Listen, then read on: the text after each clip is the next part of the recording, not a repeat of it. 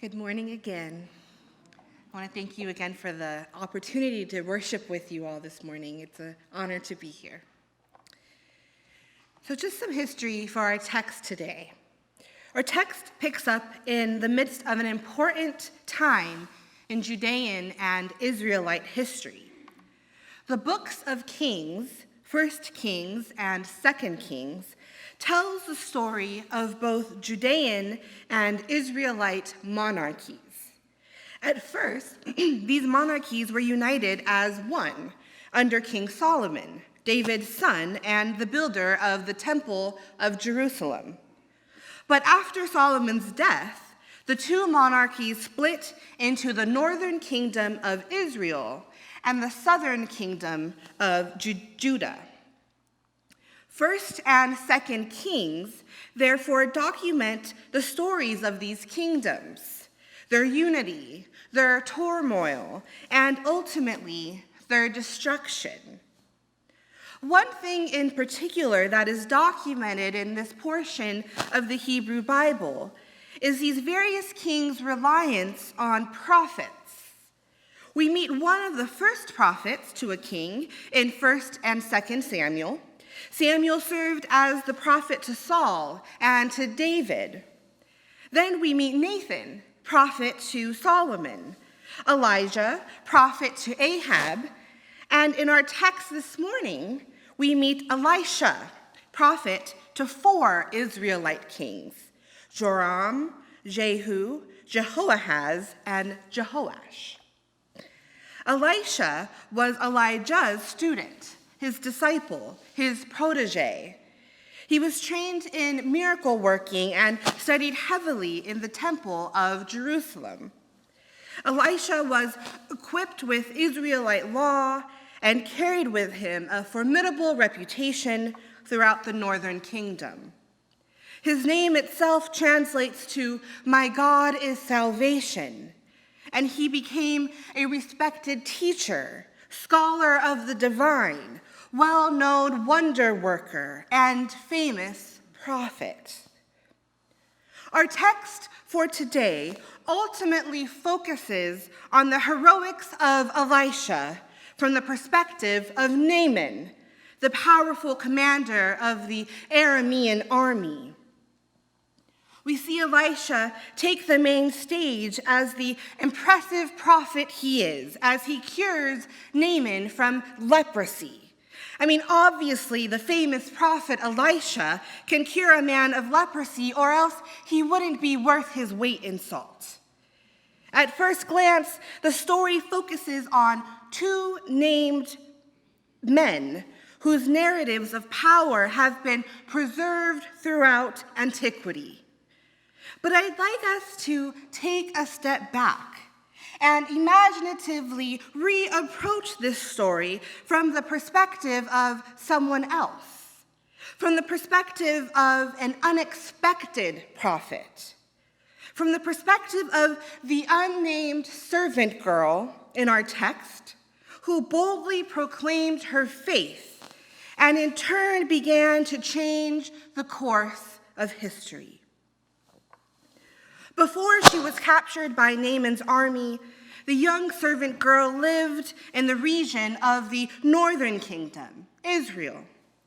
I imagine she came from a poorer family, a family with limited resources to protect and harbor their children during raids from foreign enemies. Perhaps she was playing with her siblings and cousins in their neighborhood, running through courtyards, hiding behind freshly loomed tapestries, laughing and giggling at disgruntled donkeys in the street. And at night, she'd settle into her family's home, sit with them around fires, and hear stories of Elisha, this prophet of Samaria. She heard about his miracle of filling pools with clean water in the desert for dying armies to drink. She heard about his miracle of providing for a woman desperate to pay off her debts on the cusp of selling her own children into slavery. She heard about his miracle of raising a young boy from the dead based on his faith in God alone. She listened intently to the miracles of this Syrian prophet named Elisha and allowed the wonders of his faith to strengthen her own. Despite the young girl's innocence and faith, she inevitably fell victim to the political and economic climate of the time. Her kingdom of Israel her home was in a period of tumultuous peace with the kingdom of Aram, or what's known today as Syria. This uneasy peace between the two regions resulted in various raids where one army would enter into the other's territory just to flex their muscles and might, and in turn take back with them various treasures such as animals or gold or silver and sometimes humans to serve as servants in the households of nobility. I imagine that on the morning of the young girl's capture, she innocently set out for her adventure for the day. Suddenly, an army of foreign men raid her village, setting fire to her home, capturing their livestock and capturing her. I wonder what went through her mind. Was she prepared for this possibility of one day falling victim to injustice? Did her age, her family's economic status, her gender predetermine her fate in the world? Was her village situated in a geographic area that was prone to raids by foreign armies, and she knew it was just a matter of time? Was she torn from her mother's arms or silently abducted in the streets? But what I truly wonder is, what could justice look like for this child who was taken to live in? So she's captured, and she's taken from her family to live in a foreign land with a foreign language and foreign customs and even a foreign religion. She's placed in the home of Naaman, the commander of the entire Aramean or Syrian army. Her new role is not to be a carefree child running through the villages of Israel, but to serve Naaman's wife. The young girl was stripped from her family, stripped from her identity, stripped of her childhood, but miraculously not stripped from her faith. As she served in this new home, she watched as Naaman, the head of her household and great commander of armies, began to suffer from leprosy, a skin condition that was painful and humiliating. I'm sure she watched as Naaman questioned how he, a man of great victory, could suffer such personal shame. The young girl said to her mistress, "If only my lord Naaman were with the prophet who is in Samaria, he would cure him of his leprosy." You see, she held on to those stories she heard of Elisha, the miracle-working Syrian prophet. She held on to the faith in those stories, in those works, and she used her voice to bring that faith into action, and this servant girl, this unexpected prophet, encouraged Naaman to seek out help and be cured. I wonder how long she watched Naaman suffering, thinking to herself that she knew how to help him, but didn't quite know if it was her place to speak up. I wonder how long she wished to share her thoughts, but worried that she would be scolded. I wonder why a captured servant who lost everything was willing to ease the suffering of her captor. I wonder how a young Israelite girl who grew up in a region steeped in faith in God held tightly to her faith even in the midst of faith-shaking circumstances.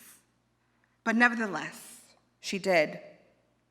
And I think in all of my questions and wonderings about this young girl and her story, what awes me most is that her mistress, Naaman's wife, believed her.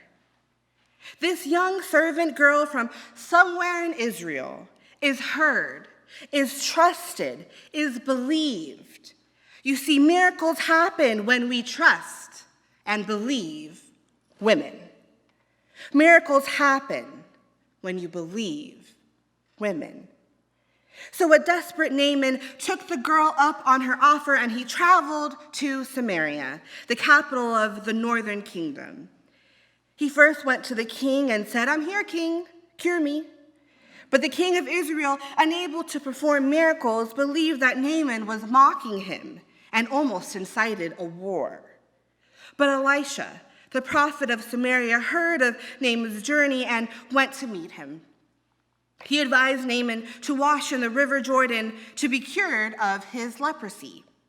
And Naaman, believing that Elisha was mocking him, almost missed his blessing and prepared to angrily leave the region. But the servants of Naaman, more of our unexpected prophets, encouraged Naaman to just try it out.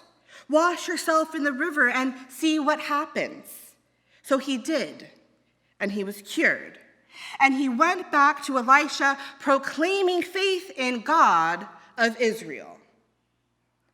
It is this text, that sets the precedent that God is not only the God of Israelites, but the God of all people.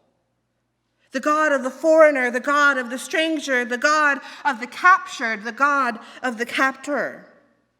It is this text where a young girl speaks up and is simply believed and changes history by spreading the good news of God. Her small act brought about momentous change. Her words influenced a religious and thereby political shift felt throughout history. Small actions bring healing. Small actions bring change. And how will you, church, act to bring about healing in this world? How will you act to bring about change? How will you act to bring about justice for the children who, like the young girl in our text, who are presently held in captivity away from their families in a foreign land with only their faith to hold on to? How will you act to ensure that all women and children are heard and trusted and believed so that miracles can happen? Amen.